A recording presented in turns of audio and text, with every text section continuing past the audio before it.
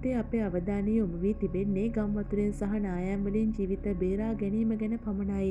නමුත් ජලයේ බැස ගිය පසු අප ඉදිරියේදී මැවෙන්නට නියමිත යථාර්ථය ඊට වඩා භයානක විය හැකියි. සරලවම කිව්වොත් අපි ඉන්නේ බරපතල ආහාර හිඟයක් අභියසයි. එසේගිය වගාබිම් නැවත යථතත්වයට පත් කිරීමට සෑහෙන කලක් යනු ඇත. මේ ඉදිරි මාස ගණනාවක් පුරාවට අපේ කුසියට තදින්ම දැනෙනු ඇත. බිඳ වැටුණු වෙළඳාම් ජාලය යම් හේකින් වගාබිම් කීපයක් හෝ ඉතිරි වී තිබුණා යයි සිතමු. නමුත් ඒවා වෙළඳපොළට ගෙනෙන්නේ කවදද? ගම් වතුර නිසා පාරවල් යට වුණා පමණක් නෙවෙයි, පාරවල් කැඩිලා බිඳිලා ඉරිතලා විනාශ වෙලා ගිහින් නිෂ්පාදන ගම්මාන වලින් නගරයට ගේන්න තිබුණු ප්‍රවාහන මාර්ග සියල්ල පාහේ මේ වන විට අඩපණයි.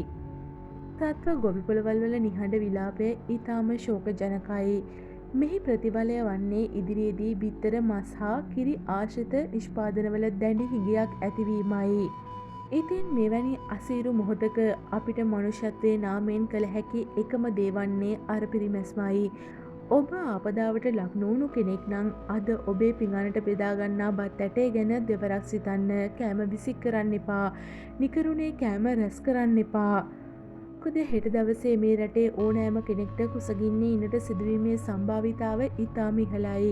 මේක තනි පුද්ගලයෙක්ගේ ප්‍රශ්නයක් නෙවෙයි, මේක ජාතික ව්‍යසනයක්.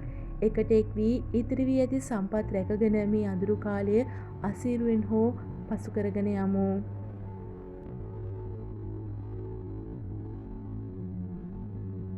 තාමත් ඔබ අපව සබස්ක්‍රයිබ් කරලා නැත්නම් දැන් අපව සබස්ක්‍රයිබ් කරන්න. බෙල් බටනේ ක්ලික් කිරීමෙන් අපගේ නවතම වීඩියෝ දැන් ඔබට නරඹන්න පුළුවන්.